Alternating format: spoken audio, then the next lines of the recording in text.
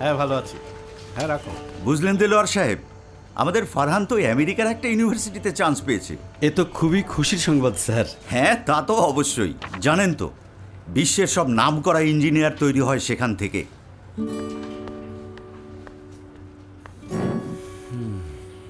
কি দিলার ভাই, হ্যাঁ, খুব চিন্তিত মনে হচ্ছে।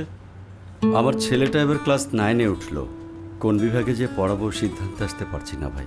আমার ছেলেকে তো আর্টসে দিয়েছি। আমার ইচ্ছা ও একদিন দেশের নামকরা উকিল হবে। আমার আবার ব্যাংকে চাকরি পছন্দ, তাই মেয়েকে কমার্সে দিয়েছিলাম। ফারহান তো আমেরিকার একটা ইউনিভার্সিটিতে চান্স পেয়েছে। আমার ছেলেকে তো আর্টসে দিয়েছি।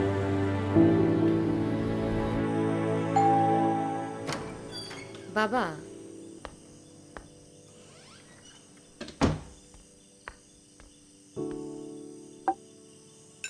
তোর ভার্সিটি কেমন চলছে রে মা? ভালোই বাবা। সবার সাথে কথা বলে দেখলাম কমার্স নেওয়াটাই মারুফের জন্য ভালো হবে। আমি চাই ভবিষ্যতেও ব্যাংকার হোক। অন্যের কথায় কোনো সিদ্ধান্ত ওর উপর চাপিয়ে দে, এটা কি ঠিক? ভবিষ্যতের কোনো সিদ্ধান্ত নেয়ার মতো বয়স ওর এখনো হয়নি। আমি ইঞ্জিনিয়ার হতে চাই বাবা। আকাশ ছোঁয়া সব ভবন তৈরি করতে চাই। বাবা, আমাদের সময়ে যে কাজটা আমরা করতে পারিনি সেই কাজটা এবার ওরা করুক, নিজেদের স্বপ্নের পথে হাঁটুক।